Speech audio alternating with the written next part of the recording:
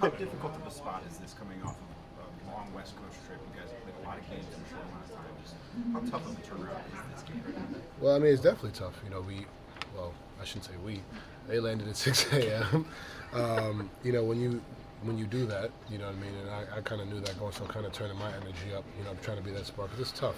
Coming in 6 a.m., kind of turn around, get right to a game against a team like this who pushes the pace. They're playing really well. They got a lot of, obviously Chris Paul, the head of the snake, but they got a lot of guys who are really, playing at a high level. So this is definitely tough.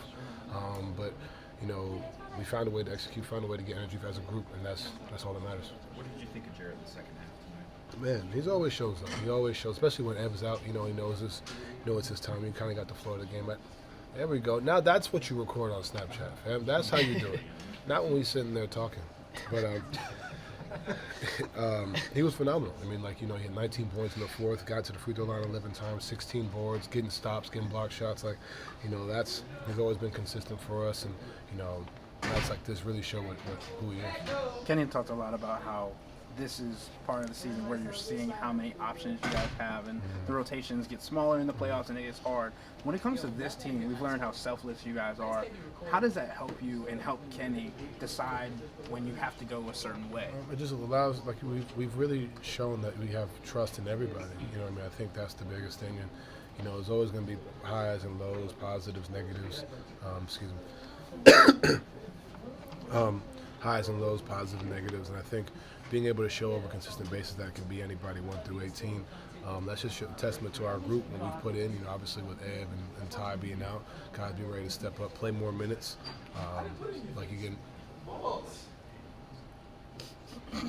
That was outrageous. that was outrageous. That was crazy. We can move on to the next question. No, it's just, we have a lot of depth. We believe in each other, man, and that's the biggest thing. Yo, Isaac's one of those guys that had a great first stint tonight, but didn't get to play as much as he might have wanted to in the fourth quarter because you guys are so deep. One, talk about Isaac in the first half and how he was able to spark off the bench, but also what it says about you guys that are able to play so many different players. Yeah, I mean, when you have a guy like that, and understanding that it's going to be ups and flows, there's going to be times where you're there, and that's the biggest thing is we trust each other, not really hanging our heads, as a group, understanding look, it may not be your time, it may be your time. You may be playing well, but then somebody else comes in and continues it. That's part of what's going to take, for us to win at a high level. The buy-in from the group, and you can definitely, find ways to be selfish, but we're not that as a team. I think we're and it shows. Like a night like tonight, Isaac's playing his behind off, but he doesn't finish and then comes in and does his job. So it's a group effort, it's a group mentality, to be able to sacrifice for the next guy, and you're seeing that throughout the season. Kind of off of that.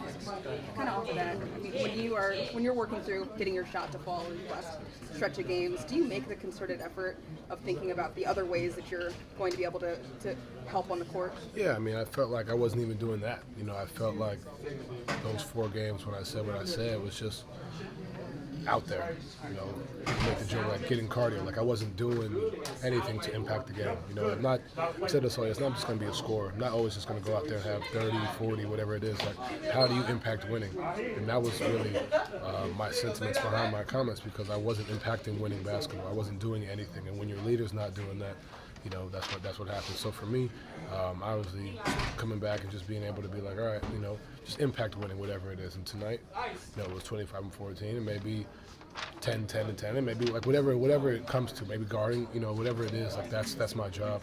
And so yeah, that's just my mindset. Can you reference LeBron with some of the passes you were making tonight, and how sometimes, if the defense shifts an inch, LeBron will throw the bullet right then? How is the way you see the floor evolved over the course of your career? I really think it's the simple ones. I think I've always been, able to make like the cross-court ones, like the one I had in Utah.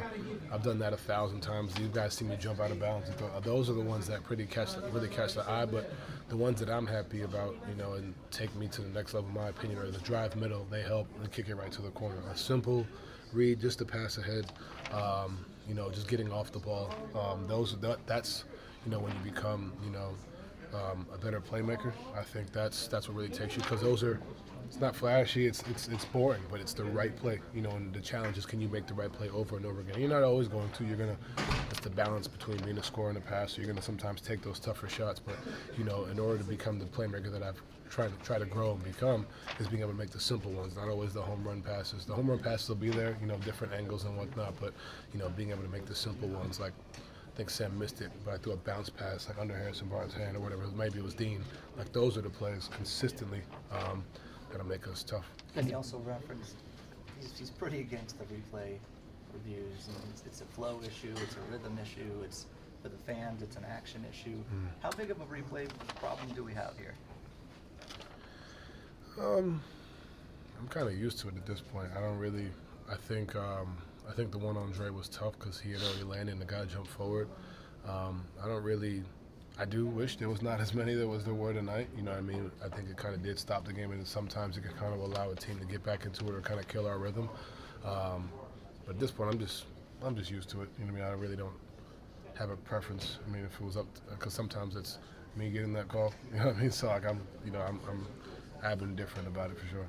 I think in one of those first huddles that you guys had, Max said something to the effect of like, "Hey, we got 10 games left. We got to play like we are." You know what I'm talking about?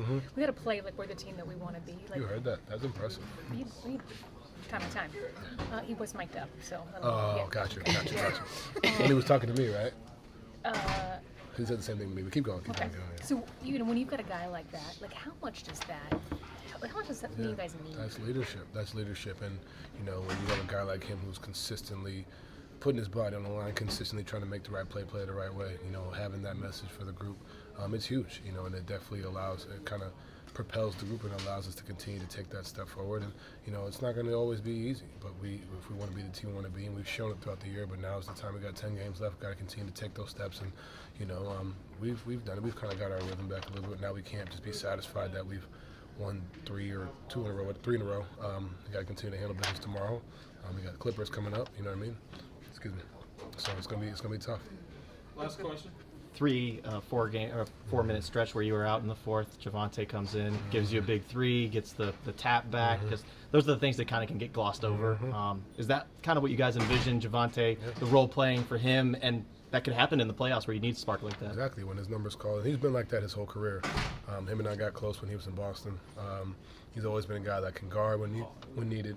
He's athletic, make the right plays, the little things, you know, whether it's on the glass, and then when he's open, knock down a three. And that's what you're seeing, you know, throughout his time with us. And definitely during the series, you throw him out there and he's ready to go. He's always locked in when his numbers call. So definitely a blessing to have him for sure.